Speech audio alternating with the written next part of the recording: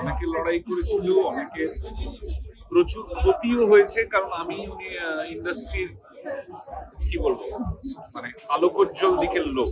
আমি অভিনেতা, আমার গ্ল্যামার ওয়ার্ল্ডে যাতায়াত, কিন্তু তুলনামূলকভাবে যেটা কম আলোর দিক আমাদের ইন্ডাস্ট্রিতে, যেটা কিনা আমাদের ডেলি ওয়েজার, আমাদের প্রতিদিনের যারা কলাকুশলী, যাদেরকে আমরা টেকনিশিয়ান বলি,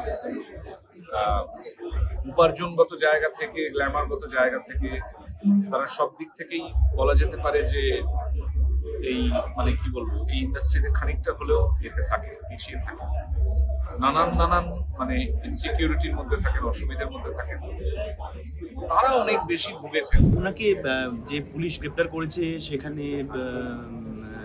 আমি ঠিক মানে কি কারণে করেছে, একটা অস্ত্র, একটা থ্রেট, আর একটা যেন কি আর শ্লীলতাহানি, ঠিক।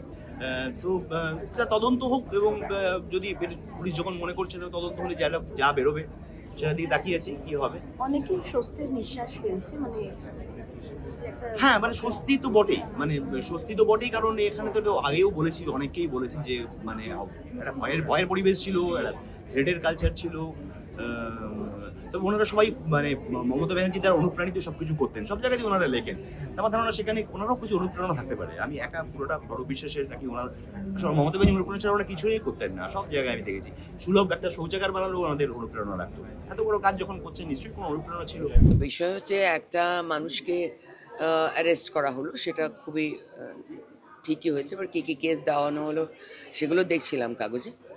আমার শুধু একটা কথাই বলার আছে, এই তালে গোলে, এই ফাঁক তালে কেউ মিথ্যে কেস দেবেন না প্লিজ, ন্যায়সঙ্গতভাবে কেস দেবেন। এখানে কেউ ইন্ডাস্ট্রিতে কেউ বাচ্চা না, কোচি নয় কেউ। যে হঠাৎ করে একটা মোলেস্টেশনের কেস দেখে ফেললাম, আমার মনে হয় এগুলো নিয়ে সবার সতর্ক হওয়া উচিত। কি লিখছেন না লিখছেন, কি কেস দিচ্ছেন না দিচ্ছেন, ভেবে চিন্তে দেওয়া উচিত। হঠাৎ স্বাধীনতার নামে উচ্ছৃঙ্খলতা করে ফেলবেন না প্লিজ।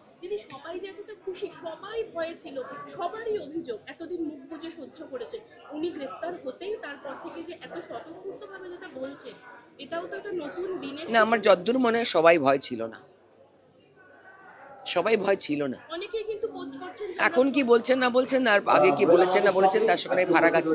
সবাই ভয় ছিল না। এই যে অ্যাক্টরদের উপরে, অনির্বাণের উপরে অ্যাজ ডিরেক্টর অ্যান্ড অ্যাক্টর দুটোই খারাপ। ঋদ্ধিকেও ওই একই কতগুলো কারণে ওকেও ওরা বন্ধ করে দিয়েছিল, পরমের ক্ষেত্রেও সেটা ছিল, দুদিকেই। তারপরে দেবলীনা, এমনকি এটাও হয়েছে যে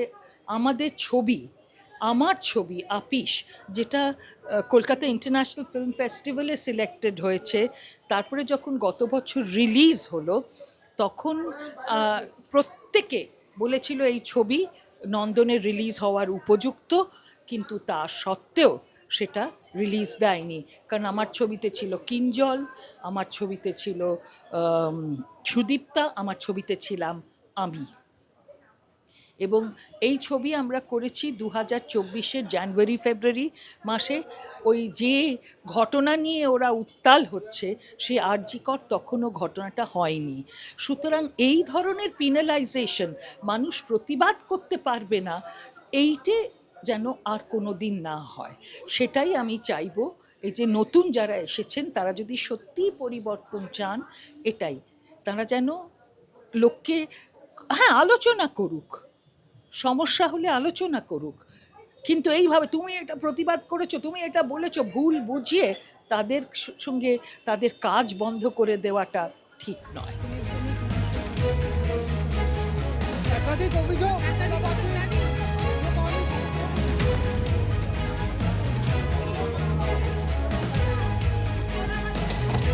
ফলো করুন সংবাদ প্রতিদিন ডিজিটাল।